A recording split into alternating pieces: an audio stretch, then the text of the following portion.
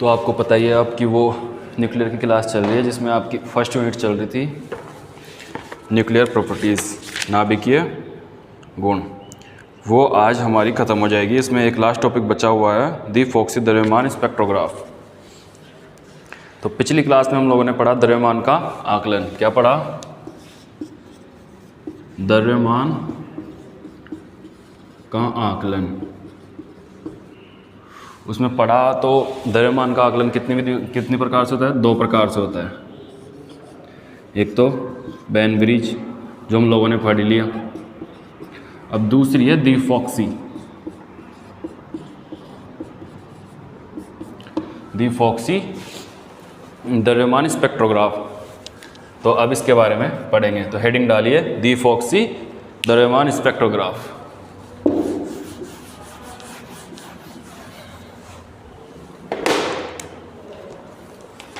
दी foxy, heading डालिए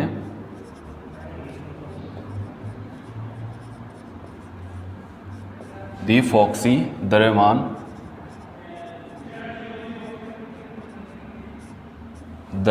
spectrograph.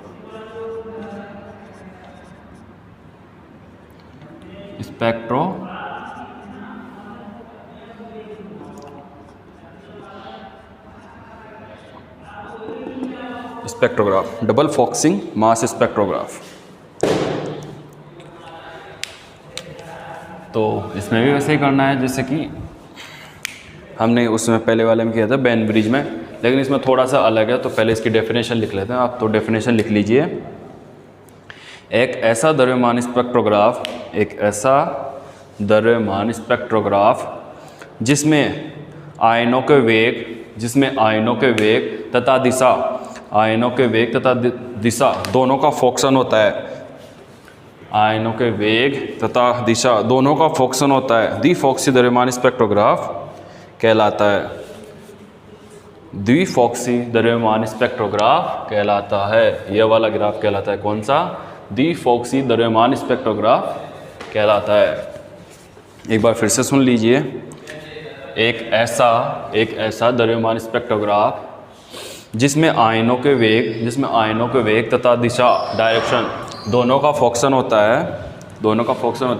द्विफॉक्सी द्रव्यमान spectrograph कहलाता है। अब ये पेज नंबर 49 पे है, तो इसका भी एक डायग्राम है। तो पहले डायग्राम बना लेते हैं, फिर इसके बारे में लिखते हैं।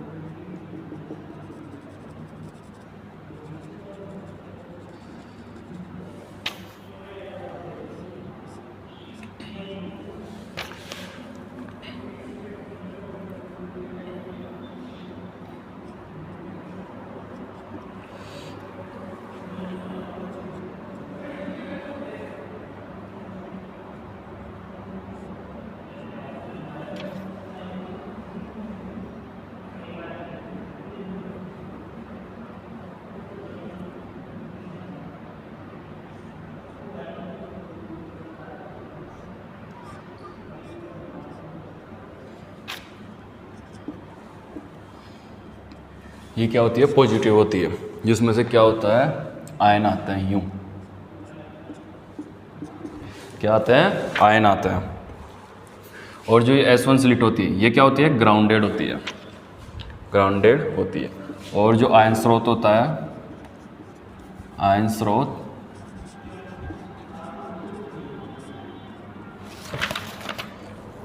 स्रोत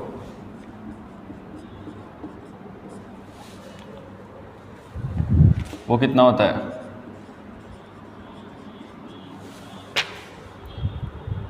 20,000 वोल्ट। तो इसके बाद में क्या करते हैं? ये ऊर्जा फिल्टर होता है।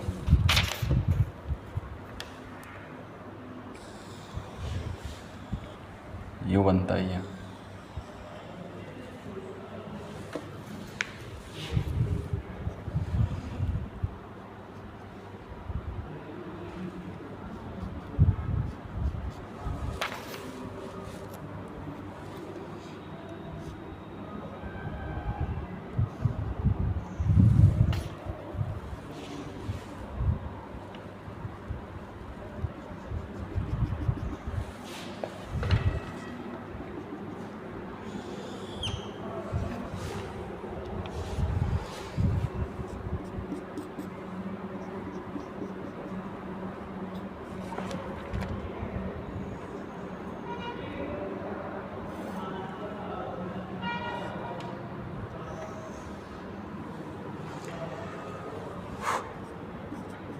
60 डिग्री और 60 डिग्री।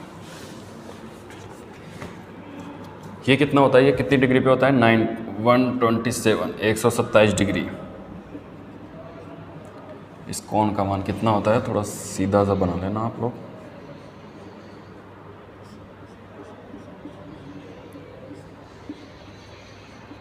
एक 127 डिग्री। और यहाँ पे यूं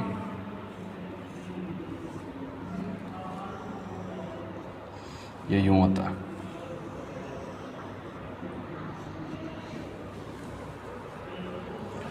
और यहाँ से क्या होता है, ये आयन पुंज यूं जाते हैं, यूं।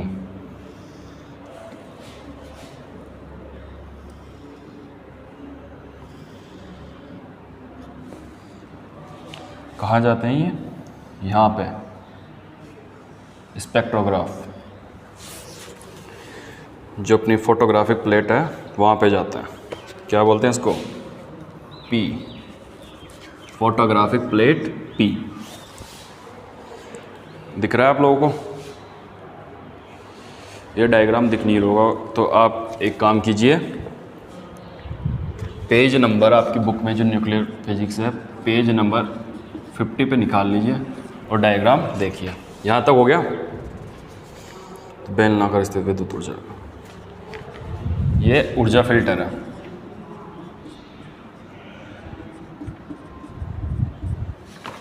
ऊर्जा फिल्टर है, ये एम है।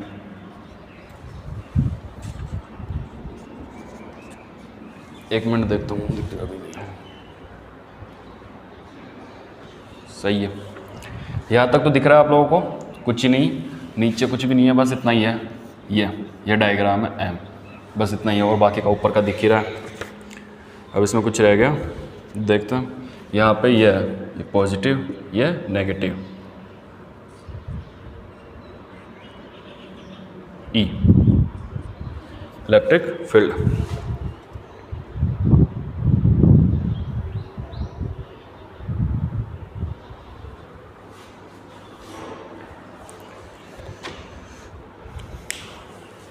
तो इतना हो गया।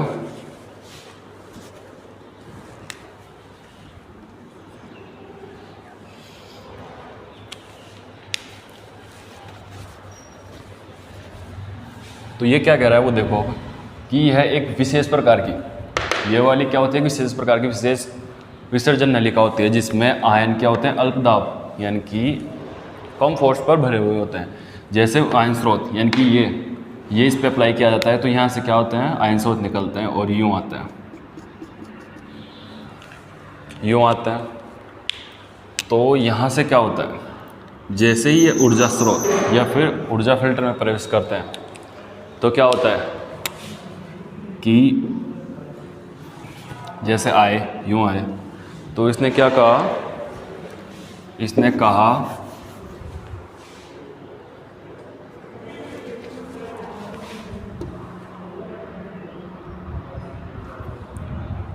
कि यहाँ से यूँ आए, तो क्या होगा, जो तेज़ गति से आएंगे वो तो यहाँ टकरा जाएंगे, और जो बिल्कुल ही धीमी गति से आएंगे वो यहाँ टकरा कर रह जाएंगे।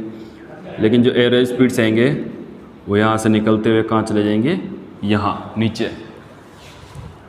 नीचे। इसको क्या बोल रखा है, चुंबकीय विश्लेषक में चले जाएंगे।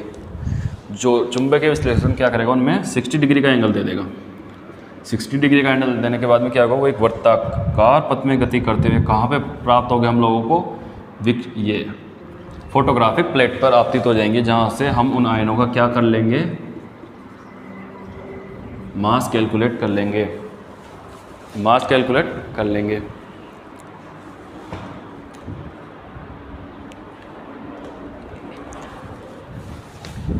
थोड़ा डायग्राम ऐसे ही बनाएं, तो आप लोग एक बार अच्छे से बनाएं। उसमें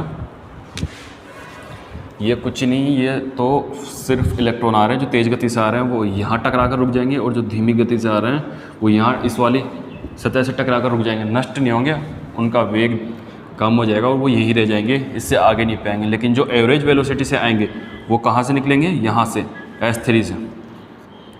S3 स्लिट से निकलकर यहाँ चुंबकीय विश्लेषक में चले जाएंगे, जो कि 60 डिग्री फेज डिफरेंस की वजह से, 60 डिग्री की वजह से क्या होगा, यहाँ पे ये वर्ताकार पथ में गति करते हुए कहाँ चले जाएंगे? फोटोग्राफिक प्लेट पर आपतित हो जाएंगे, जहाँ से हम उनका क्या कर लेंगे? मास कैलकुलेट कर लेंगे। चलो इसके बारे में थोड़ा सा लिखते हैं, फिर आपको थोड़ा अच्छे से समझ में आएगा। तो एक बार लिख ले इसकी थ्योरी, फिर आपको दोबारा से अच्छे से बताता हूँ। तो लिखना स्टार्ट कीजिए।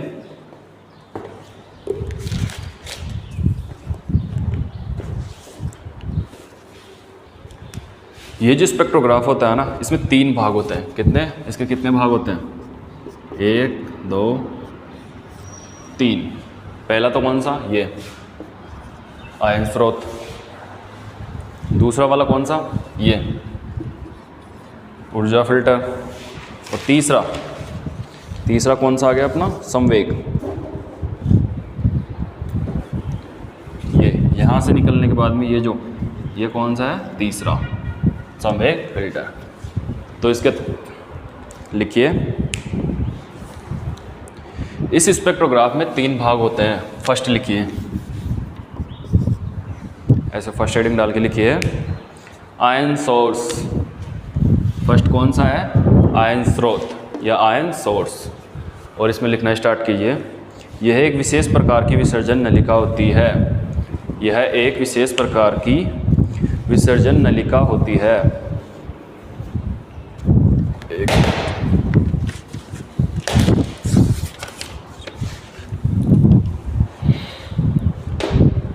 थोड़ी हवा चल रही है तो हाँ, अब इसमें लिखिए आयन सोर्स।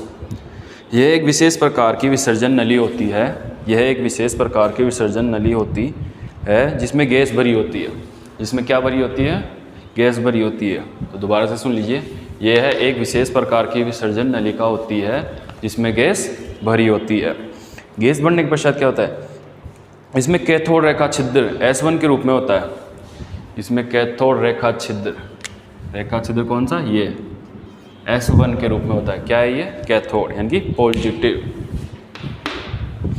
S1 के रूप में होता है। S1 व S2 के मध्य उच्च वोल्टा, S1 इन दोनों के मध्य क्या करते हैं? उच्च वोल्टा 20,000 उच्च वोल्टा ये कितनी? 20,000 वोल्ट लगाई जाती है, जिसके कारण आयन स्रोत से प्राप्त धन आयन अलग अलग द्रव्यमान वेग के आयन उत्सर्जित होते हैं। S1 व S2 के मध्य क्या होता है? ये उच्च वोल्टता लगाई जाती है, जिससे क्या होता है? आयन स्रोत से अलग अलग ऊर्जा व अलग अलग द्रव्यमान के आयन उत्सर्जित होते हैं। तो एक बार फिर से लिख लीजिए, यह एक विशेष प्रकार की विसर्जन नलिका होती है जिसमें गैस भरी होती है। इसमें कैथोड रेखा छिद्र S1 के रूप में होता है। कैथोड रेखा छिद्र S1 के रूप में होता है। बस छिद्र फैसिलिटी या छिद्र S1 व S2 के मध्य है उच्च वोल्टता 20,000 वोल्ट। उच्च वोल्टता के आगे ब्रैकेट में ये लिख लेना 20,000 वोल्ट। आयन स्रोत पर 20,000 वोल्ट लगाई जाती है, जिसके कारण आयन स्रोत से अलग अलग द्रव्यमान तथा अलग अलग वेग के, जिससे आयन स्रोत से प्राप्त धन आयन अलग अलग द्रव्यमान व वेग के आयन क्या होते हैं? उत्सर्जित होते हैं। आगे लिखिए, यह धनायन पुंज उच्च ऊर्जा फिल्टर में प्रवेश करता है। यह धनायन पुंज उच्च ऊर्जा ये फिल्टर में क्या करता है? प्रवेश करता है। तो यहाँ तक इसका काम खत्म। अब सेकंड लिख लीजिए, ऊर्जा फिल्टर। लिखिए ऊर्जा फिल्टर। तो लिखिए, रेखा छिद्र S2 में प्रवेश करने वाला आयन पुंज। रेखा छिद्र S2 में प्रवेश करने वाला आयन पुंज क्या करता है? 127 डिग्री कोण के चाप वाले 127 डिग्री कोण के चाप वाले स्थिर विद्युत बेलनाकार विश्लेषक में गमन करता है। स्थित विद्युत बेलनाकार किस में गमन करता है? विश्लेषक में गमन करता है, जो R त्रिज्या 25 सेंटीमीटर R=25 सेंटीमीटर त्रिज्या की बेलनाकार प्लेटों से मिला होता है या मिलकर बना होता है। R equal to 25 centimetre radius की जो बेलनाकार प्लेटें होती है ना, उनसे मिलकर बना होता है क्या, ये विश्लेषक बना होता है। अब आगे लिखिए, आगे क्या कहता है, इसमें से निकलने वाले धनायन रेखा छिद्र H3 पे फोकसित होता है। अब इसमें से जो धनायन निकलेंगे ना, या आयन निकलेंगे, जो कहाँ पे फोकसित होंगे, रेखा छिद्र H3 पर आपतित होंगे। रेखा छिद्र H3 पर क्या होंगे, फोकसित होंगे, किरण पुंज के रूप में निर्गत होते हैं। यहाँ से फोकसित होते हुए किरण पुंज के रूप में निकल जाते हैं या फिर निष्कासित होते हैं, निष्कासित होते हैं, निर्गत होते हैं। बेलनाकार नली में उच्च कोटि का निर्वात होता है। ये जो बेलनाकार नली होती है ना, ये निर्वात, इसमें बेलनाकार नली में क्या होता है, उच्च कोटि का निर्वात होता है। क्या होता है, उच्च कोटि का निर्वात होता है। अतः एक निर्धारित ऊर्जा से अधिक तथा कम ऊर्जा वाले आयन H3 से बाहर निकल सकते हैं। तो क्या कह रहा है, ये एक निर्धारित ऊर्जा से, निर्धारित ऊर्जा से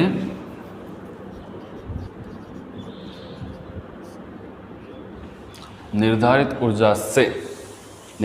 ऊर्जा से क्या करते हैं, ऊर्जा से अधिक अथवा कम ऊर्जा वाले, निर्धारित ऊर्जा से अधिक तथा कम ऊर्जा वाले आयन H3 से बाहर नहीं निकल सकते। निर्धारित ऊर्जा से अधिक और कम ऊर्जा वाले आयन H3 से क्या नहीं कर सकते, बाहर नहीं निकल सकते। तो एक बार मैं फिर से बोल देता हूँ आपके, तो लिखिए, रेखा छिद्र H2 में प्रवेश करने वाला आयन पुंज, रेखा छिद्र H3 में प्रवेश करने वाला आयन पुंज एक 127 डिग्री कोण के चाप वाले स्थिर विद्युत बेलनाकार विश्लेषक में गमन करता है। यह विश्लेषक R बराबर 25 सेंटीमीटर, R बराबर 25 सेंटीमीटर त्रिज्या वाले बेलनाकार प्लेटों से बना होता है। इसमें निकलने वाले धनायन रेखा छिद्र H3 में फोकसित किरण पुंज के रूप में, इससे निकलने वाले धनायन रेखा छिद्र H3 से फोकसित किरण के रूप में निर्गित हो जाते हैं। बेलनाकार नली में उच्च कोटि का निर्वात होता है। बेलनाकार नली में उच्च कोटि का निर्वात होता है, जिसकी वजह से एक निर्धारित ऊर्जा से अधिक व कम ऊर्जा के आयन बाहर नहीं निकल सकते। तीसरा पॉइंट है, ये दूसरा कंप्लीट हो गया। अब कहाँ आ गए हम, यहाँ, यानी कि तीसरे नंबर में। और तीसरे नंबर का लिखिए संवेग फिल्टर।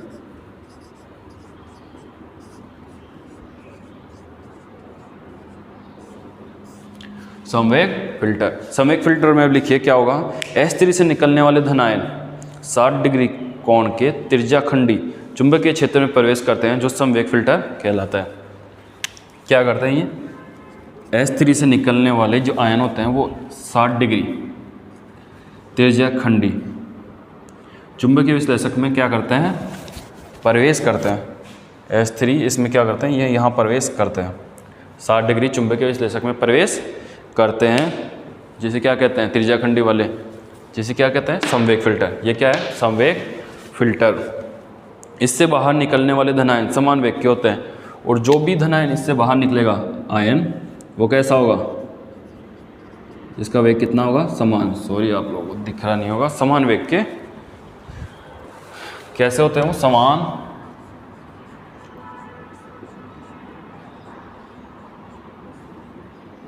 समवेग के होते हैं। कैसे होते हैं, समान समवेग के होते हैं।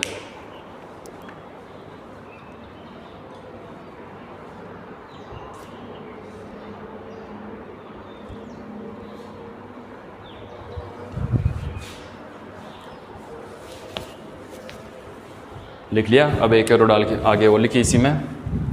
इसमें क्या होता है, ये मैग्नेटिक फील्ड, चुंबकीय विश्लेषक है तो क्या होगा, उसमें मैग्नेटिक फील्ड तो होगा ही। तो लिखिए, इसमें उपस्थित चुंबकीय क्षेत्र अलग अलग द्रव्यमान वाले धनायनों को विक्षेपित कर अलग फोटोग्राफिक प्लेट पर अंकित कर देता है, विक्षेपित कर फोटोग्राफिक प्लेट पर पहुंचा देता है। अलग अलग कोण पर विक्षेपित कर फोटोग्राफिक प्लेट पर पहुंचा देता है। दोबारा लिखिए, नहीं समझ में आया तो। इसमें उपस्थित चुंबकीय क्षेत्र अलग अलग द्रव्यमान वाले आयनों को अलग अलग कोण पर विक्षेपित करके फोटोग्राफिक प्लेट पर पहुंचा देता है। तो यहाँ तक हो गया। जहाँ ये कैसे होते हैं, इसके आगे लिख लिए एरो डाल के, जहाँ ये तीक्ष्ण रेखाओं के रूप में होते हैं।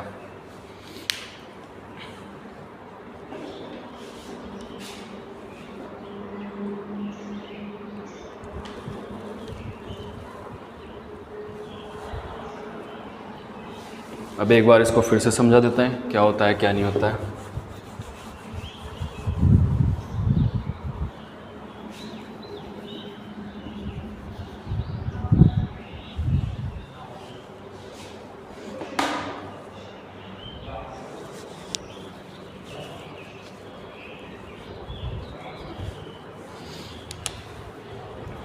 इसने क्या कहा कि यह एक विशेष प्रकार की विसर्जन नलिका होती है जिसमें आयन भरे हुए होता है, और जो S1 होती है वो अपने कैथोड के रूप में होती है पॉजिटिव, और S1 और S2 के मध्य आयन स्रोत ये लगा दिया जाता है या फिर ये अप्लाई किया जाता है।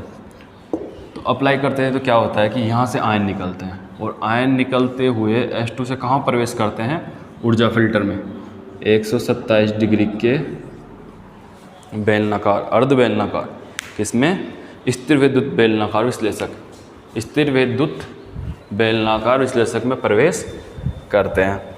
और ये विश्लेषक कैसा होता है, यह इसकी त्रिज्या यह 25 सेंटीमीटर त्रिज्या वाली अर्ध बेलनाकार या फिर विश्लेषक की बेलनाकार प्लेटों से बना होता है। और क्या होता है, इससे निकलने वाले धनायन, इससे निकलने वाले धनायन रेखा छिद्र S3 पर किरण पुंज के रूप में फोकसित होते हैं, क्या होते हैं, विर्गत हो जाते हैं। और इसने क्या कहा कि यह निर्वात नलिका होती है, इसमें क्या होती है, निर्वात नलिका होती है। जो निर्वात नलिका क्या करती है, निर्वात नलिका कहती है कि जैसे इसको मिटा दूँ थोड़ा सा, दोबारा से लेके आते हैं।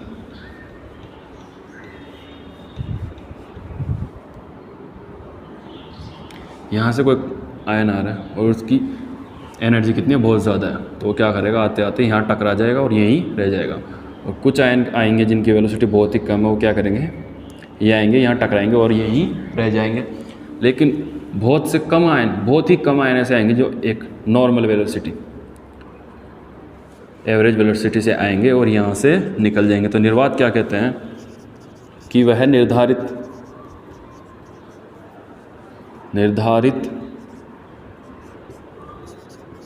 ऊर्जा, जैसे उच्च एनर्जी वाले तो आएंगे यहाँ टकरा जाएंगे, और निम्न एनर्जी वाले जो यहाँ आएंगे तो यहाँ टकरा जाएंगे, और जो एवरेज एनर्जी वाले आएंगे वो यहाँ से S3 से निकलते हुए यहाँ चुंबकीय विश्लेषक में पहुँचेंगे, जहाँ से फिर वो फोटोग्राफिक प्लेट पर पहुँचा दिए जाते हैं। तो निर्वात क्या कहता है, वह निर्धारित ऊर्जा जिससे अधिकतम ऊर्जा व कम ऊर्जा के, अधिकतम ऊर्जा व कम ऊर्जा के आयन यहाँ से बाहर S3 से बाहर नहीं जाते हैं। तो ये समझ में आ गया होगा यहाँ तक। और फिर क्या होता है, जैसे ही ये S3 से बाहर जाएंगे तो 60 डिग्री चुंबकीय विश्लेषक में प्रवेश करते हैं, जहाँ पे क्या होता है, यहाँ पे एक मैग्नेटिक फील्ड होता है। मैग्नेटिक फील्ड यानी चुंबकीय क्षेत्र उपस्थित होता है, जो क्या करता है, चुंबकीय क्षेत्र उपस्थित होता है जो अलग अलग द्रव्यमान वाले आयनों को अलग अलग कोण पर विक्षेपित करके फोटोग्राफिक प्लेट पर पहुंचा दिया जाता है, जहां ये कैसे होते हैं, तीक्ष्ण रेखाओं के रूप में होते हैं, तीक्ष्ण रेखाओं के रूप में होते हैं। तो एक बार इसको थोड़ा सा डायग्राम आप बुक में देख के बना लीजिएगा, मैंने बता ही दिया, पेज नंबर 50 पे है ये लेफ़्ट साइड में, तो आप आराम से बना लें। अगर कोई चीज़ ना समझ में आए तो आप कमेंट कर सकते हैं। इसके बाद में आपकी ये बुक इस बुक की ये फर्स्ट यूनिट नंबर फर्स्ट ख़त्म हो जाएगी। फिर दूसरी यूनिट स्टार्ट करेंगे, कौन सी वाली, बाइंडिंग एनर्जी, किसकी, नाभिक की, बाइंडिंग एनर्जी। तो पहले ये कंप्लीट करिए, फिर बाइंडिंग एनर्जी स्टार्ट करते हैं।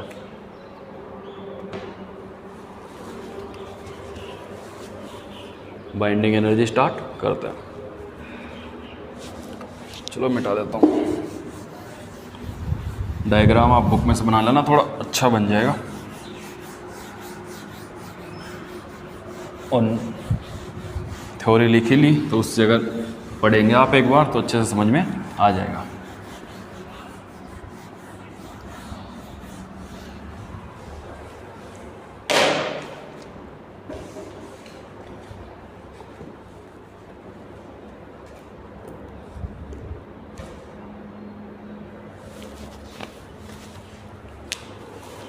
अब क्या है इसकी विशेषताएं,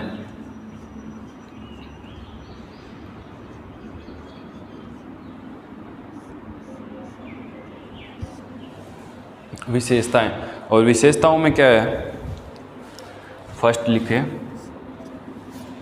फर्स्ट विशेषता में है इस स्पेक्ट्रोग्राफ में रेखा छिद्र S3, इस स्पेक्ट्रोग्राफ में रेखा छिद्र S3 व चुंबकीय शीर्ष O, रेखा छिद्र S3 व चुंबकीय क्षेत्र, चुंबक का शीर्ष O तथा फोटोग्राफिक प्लेट, चुंबक का शीर्ष O तथा फोटोग्राफिक प्लेट P, तीनों एक ही दिशा में उपस्थित होते हैं। तीनों एक ही रेखा में स्थित होते हैं या एक ही दिशा में, एक ही रेखा में, दिशा मत लिखना, डायरेक्शन मत लिखना, एक ही रेखा में क्या होते हैं, स्थित होते हैं। इस स्पेक्ट्रोग्राफ में रेखा छिद्र S3, रेखा छिद्र S3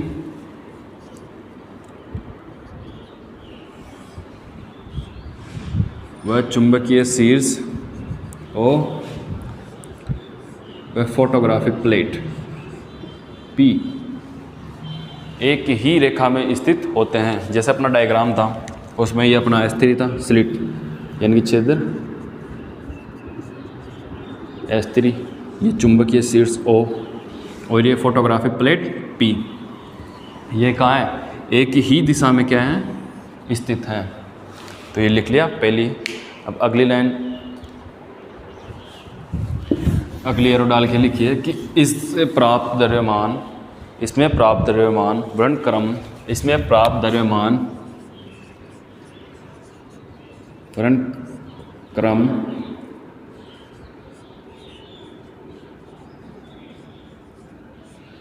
रैखिक होता है। तो लिखिए अगले एरो डाल के, इससे प्राप्त द्रव्यमान वर्णक्रम रैखिक होता है, इससे प्राप्त द्रव्यमान वर्णक्रम रैखिक होता है।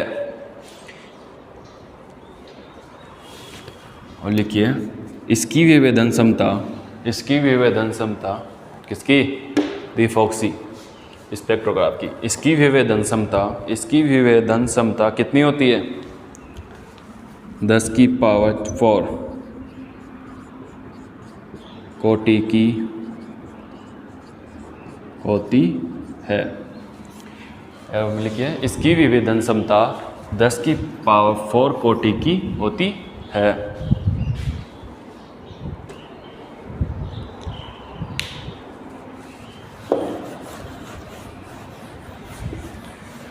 लास्ट एरो डाल के लिखिए प्लेट पर अंकित चिन्ह, फोटोग्राफिक प्लेट, कौन सी प्लेट, फोटोग्राफिक प्लेट, प्लेट पर अंकित चिन्ह सुस्पष्ट होते हैं, चिन्ह सुस्पष्ट होते हैं। प्लेट पर प्लेट पर अंकित चिन्ह कैसे होते हैं, प्लेट पर अंकित चिन्ह सुस्पष्ट होते हैं। इस कारण परमाणु के द्रव्यमान का मापन, इस कारण परमाणु के द्रव्यमान का मापन अति शुद्धता से होता है।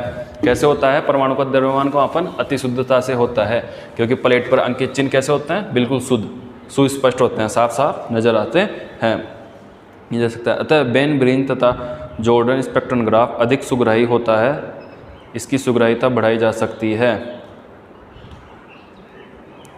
अतः लिखिए आगे, बेन ब्रीज तथा जॉर्डन स्पेक्ट्रोग्राफ अधिक सुग्राही होता है, इसकी सुग्राहीता बढ़ाई जा सकती है, इसकी सुग्राहीता बढ़ाई जा सकती है।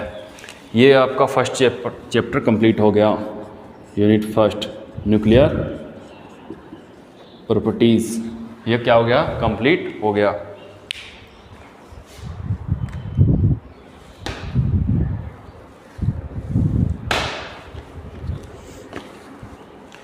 अब इस यूनिट में हम लोगों ने पहले बात कर ही ली थी कहाँ कहाँ से क्वेश्चन आते हैं। तो जैसे पहला क्वेश्चन हम लोगों ने बताया था कि जैसे क्वेश्चन आने की संभावना कहाँ कहाँ से रहती है। फर्स्ट तो रहती है अपनी, जैसे ये रदरफोर्ड,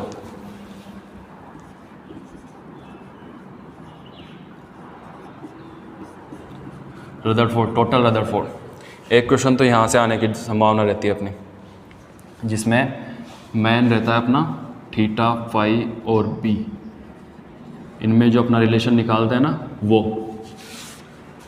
और दूसरा जैसे नाभिक के गुण, द्रव्यमान, त्रिज्या, कोण, संवेग, नाभिक की चुंबक। तीसरा इलेक्ट्रिक क्वाड्रुपोल मोमेंट, वैद्युत चतुर्ध्रुव आघूर्ण, कौन सा, वैद्युत चतुर्ध्रुव आघूर्ण।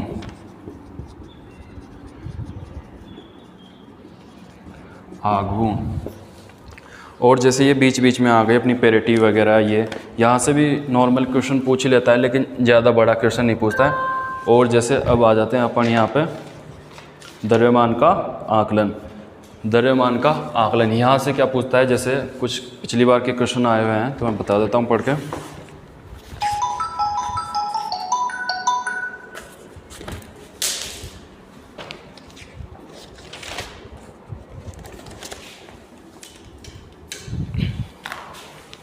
तो जैसे कई बार पूछ लेता है, कौन कौन से क्वेश्चन है एक बार देख लीजिए आप लोग। द्रव्यमान स्पेक्ट्रोग्राफ तथा द्रव्यमान वर्णक्रम में क्या अंतर है। एक क्वेश्चन तो ये पूछा गया है कि द्रव्यमान स्पेक्ट्रोग्राफ और द्रव्यमान वर्णक्रम में क्या अंतर है। और फिर जो ये पढ़ा है ना अपन ने, इसके बारे में पूछा है, दी फॉक्सी द्रव्यमान स्पेक्ट्रोग्राफ को इसकी कार्य प्रणाली के अनुसार स्पष्ट कीजिए या बताइए। एक क्वेश्चन तो ये हो गया। और एक और क्वेश्चन है एएमयू, जो अपन ने द्रव्यमान का आकलन किया था। एएमयू को किस में कन्वर्ट किया था, मेगा इलेक्ट्रॉन वोल्ट में ये कन्वर्ट करवाता है। ये छोटा क्वेश्चन आता है, जैसे एक ये दे दिया और इसके साथ में ये दे दिया, हो गया अपना एक क्वेश्चन। तो इसके बाद में एक क्वेश्चन और पूछ रखा है, जो अपना लास्ट टॉपिक है ना, हाफ स्टेगर प्रयोग, उसके बारे में पूछ रखा है। उसकी कार्य प्रणाली, विशेषता या फिर कैसे काम करता है, उसकी जो डेरिवेशन है वो।